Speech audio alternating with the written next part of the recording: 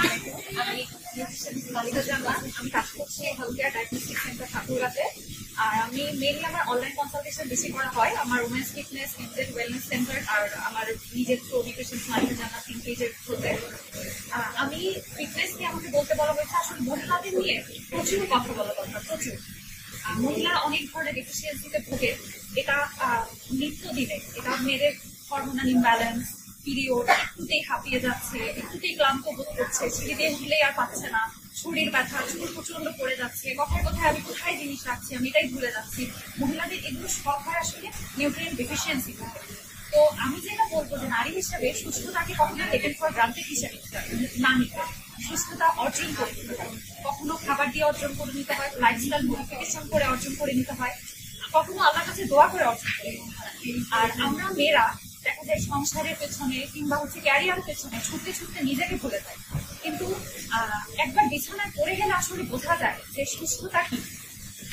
আমি বলবো যে একদম আমি যদি ধরে ধরে করি, আপনার স্কিন অনেক রাফ দেখা যাচ্ছে, এটা হয়তো ভিটামিন এ ওমেগা 3 অভাবে হচ্ছে। আপনি রাতে হয়তো ঘুমাতে পারছেন না, এটা হতে পারে এটা ম্যাগনেসিয়াম পটাশিয়ামের অভাবে হচ্ছে। আপনার শরীর অনেক ব্যথা করছে, খুবই অনেক ব্যথা করছে, এটা হতে পারে ভিটামিন D3, K2, ক্যালসিয়াম এগুলোর অভাবে হচ্ছে।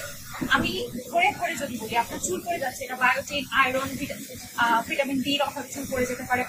এই জিনিসগুলোর অভাবে, আয়রনের অভাবে আপনার স্কিন অনেক বেশি ফ্যাকাশে হয়ে যাচ্ছে, আয়রনের অভাবজনিত কারণ হতে পারে। প্রতিটা আপনি যে ছোটখাটো ডেইলি লাইফে যেরকম অভাবজনিত যে লক্ষণগুলো ফিল করছেন, এটা প্রতিটা হচ্ছে কিন্তু পুষ্টি ঘাটতির কারণে। তো এটাই বললাম যে সুস্থতাকে আসলে টেকেন ফর গ্রান্টেড হিসাবে নেওয়া যাবে। আর আর যেটা বলবো যে আমি সবসময় বলি আমার ক্লায়েন্টদের, আপনারা যখন প্লেটে খাবারটা নেবেন, প্লেটে এটা ভাববেন যে আপনি নিজেকে ট্রিট দেওয়ার জন্য খাবেন। কি হিসাবে ট্রিট দেওয়ার জন্য? নিজেকে একটা শক্তিশালী চমৎকার মেশিন হিসাবে ট্রিট দেওয়ার জন্য ভাবছেন। যে মেশিনকে কথায় কথায় কোথায় জিনিস রাখছি এটা ভুলে যাচ্ছি, এরকম হতে হবে না। যে মেশিনকে আমি বুড়ো বয়সে কারোর উপর, ছেলের বউয়ের উপর বা মেয়েদের উপর নির্ভর হয়ে থাকতে হবে না। যে মেশিনের অনেক দূর পর্যন্ত চিন্তা করার শক্তি থাকবে, যে মেশিনের স্পষ্টভাবে চিন্তা করার শক্তি থাকবে, যে মেশিন একটুতেই অল্প লোকের কথাতে যার মন মানসিকতা ভেঙে যাবে, এরকম হবে না। আর যে মেশিনকে সৃষ্টিকর্তা বলেছে আশরাফুল মাখলুকাত বা সৃষ্টির সেরা জীব, সেই মেশিনকে আপনি বেস্ট সার্ভিস দেওয়ার জন্য আর ওই মেশিন থেকে বেস্ট সার্ভিস নেওয়ার জন্য আপনি খাবারটা খাচ্ছেন, এইভাবে খাবারটা খাবেন। আর মেয়েদের ফিটনেস নিয়ে আমার যেহেতু কাজ করা হয়, আমি ফিটনেস নিয়ে যদি বলি আমি দুটা বিষয় বলবো। একটা হচ্ছে একটা আমি ওভার রেটেড বিষয় বলি, একটা আন্ডার রেটেড বিষয় বলি। ওভার রেটেড বিষয় যেটা আমার কাছে মনে হয়েছে ফিটনেস ক্লায়েন্ট নিয়ে কাজ করতে, সেটা হচ্ছে ওয়েট মেশিন।